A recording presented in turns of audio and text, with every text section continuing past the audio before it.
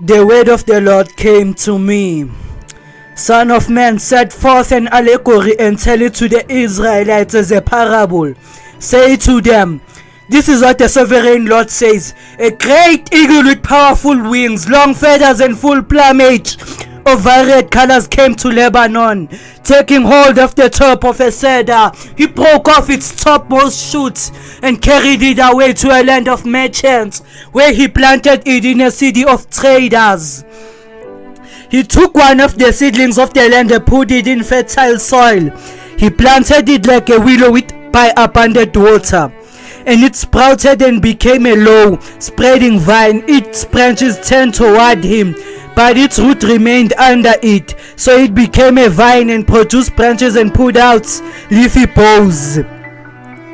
But there was another great eagle with powerful wings and full plumage.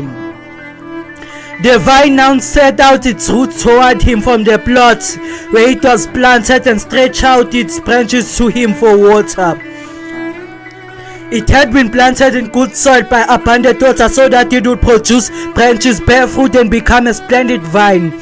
Say to them, this is what the sovereign Lord says.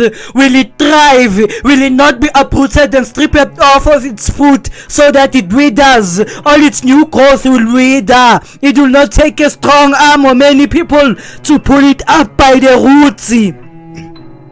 It has been planted, but will it thrive? Will it not wither completely when the east wind strikes it? Wither away in the plot where it grew. Then the word of the Lord came to me. Say to these rebellious people, do you not know what these things mean? Say to them, the king of Babylon went to Jerusalem and carried off her king and her nobles, bringing them back with him to Babylon. Then he took a member of the royal family and made a treaty with him, putting him under oath.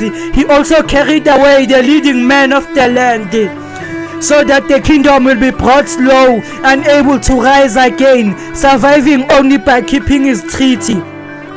But the king rebelled against him by sending his envoys to Egypt to get horses and a large army. Will he succeed? Will he do such things escape?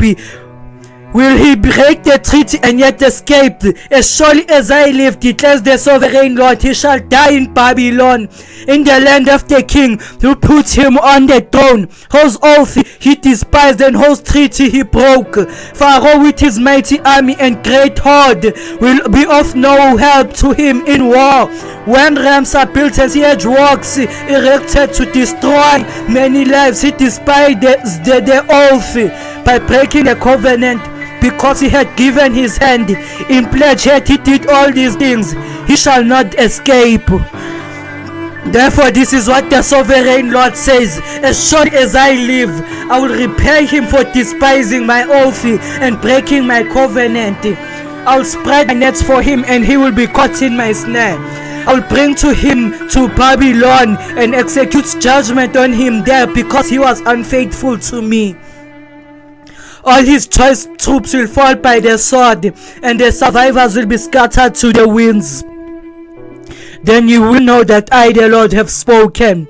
This is what the sovereign Lord says. I myself will take a shoot from the very top of a cedar and plant it. I will break off a tender sprig from its topmost shoots and plant it on a high and lofty mountain. On the mountain heights of Israel I will plant it. It will produce branches and bear fruit and become a splendid cedar. Birds of every kind will nest in it.